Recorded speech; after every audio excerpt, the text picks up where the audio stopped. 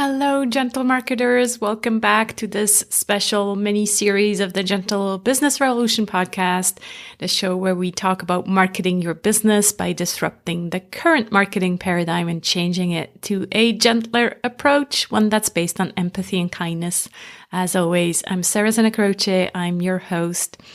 And in this special series, non-edited, no bells and whistles, I'm talking about my Kickstarter book launch that's still going on Kickstarter right now. So all of December, and it ends on January 5th. So I hit the launch button on my Kickstarter on December 1st.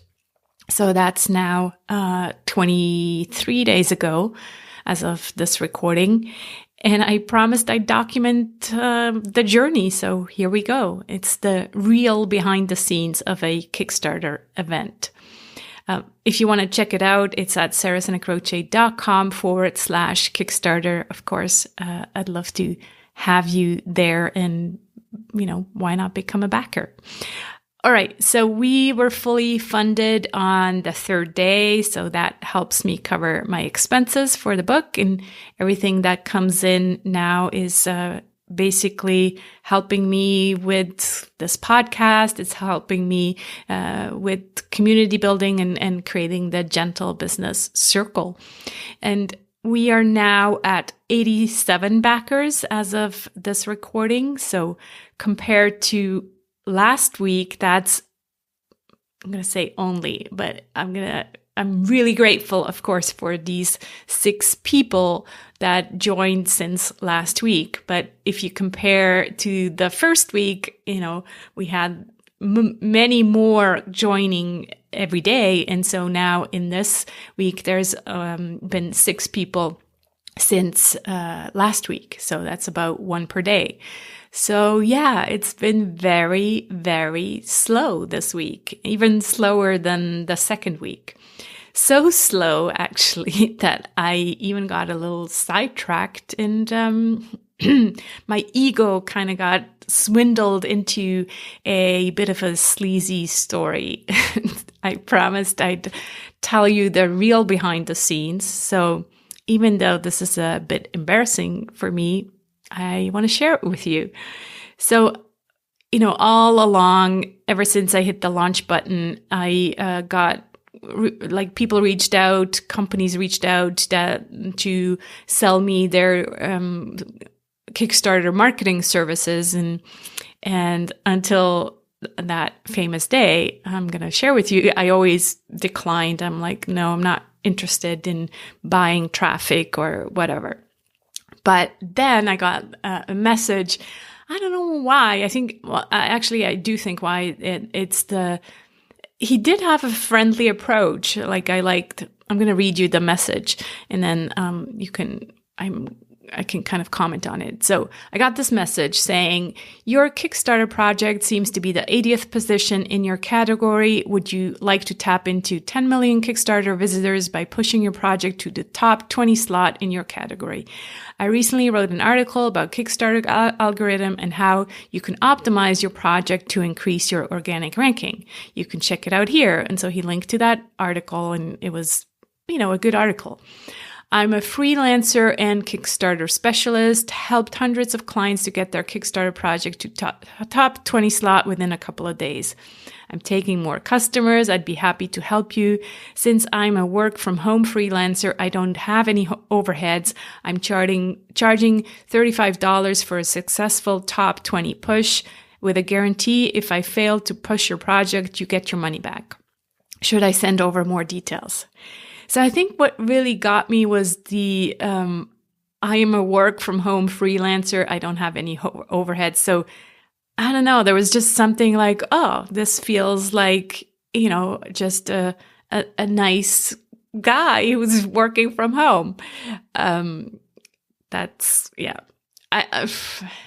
Anyway, you can come up with your own, kind of opinion about it, but there is, part of this thing when you put yourself out there. Obviously, yes, you still want traffic. Obviously, you want to, reach the top 20 slot. And so depending on how you're going to be approached, you're like, oh no, this sounds sleazy, don't want it. And here, for some reason, I'm like, oh, this sounds like a nice guy, and he wrote this good article. So anyway, I wrote back and I said, thank you. Good little niche you have here. Sure, please send more details. And then I asked, also, you say I'm on the 80th position out of how many? I was like, well, if I'm 80th and there's like 4,000, good luck. But so that's what I sent. And then he sends back details about, how it works and all of that. And then I say, thank you. It's really important to me that there's no shady techniques being used, as my book and project is called Gentle Marketing. Can you guarantee that you're not using any manipulation or other BS? If so, I'll give it a try. And then he responds, hi, Sarah, I won't ask for your ID or any other information. Everything I do is external, so you don't have to worry about it. Please read my reviews on Fiverr before making your decision. Thank you. So you see, it was an honest exchange. And so I was like, I wasn't thinking, oh, I'm, gonna make all this traffic, but I'm like, why not? What do I have to lose? And this guy, makes $35, and if he actually succeeds, well, great. And if not, I was not going to ask for my money back. I was like, well, he did the work, and so it didn't work. It's not his fault, and I still want to pay him for the time he put into it. So that's what happened. And then we went over to Fiverr and paid him. And then unfortunately from there on forward, it kind of went down the hill, because when he delivered basically the order, he then sends me this screenshot saying, you are now, I did what I said I was going to do, and you are now in the top 20 slot for your category. And when I kind of zoomed in on that picture and I checked what category it was, and it said games category. I'm like, wait a minute, I'm not, I didn't select the games category. This is not a game. It should be in the publishing category. And then I actually looked at the games category, and I saw from the screenshot, he showed me all the other Kickstarter campaigns. And so I saw all of those, and then mine was not there, obviously, because mine wasn't under the games category. So I realized, oh, this guy is just very good at photoshopping. He basically took a screenshot of my campaign, and that, kind of like little square where it says what the campaign is about, and just put it in there with all the other categories. And so I was like, okay, look, first I just wanted to double check. I said, look, I didn't submit my project under the games category. Can you please explain yourself? And then first he's like, oh, this is just the default category. And so I was like, I don't think that's going to fly with me. And then immediately when I replied, that's not right, he canceled the Fiverr order and said, I'm sorry, I made a mistake, and basically gave me my money back. So yeah, I then just replied, I'm like, oh, please don't offer this gig. It's just not right. Don't offer that. It's not right to do that.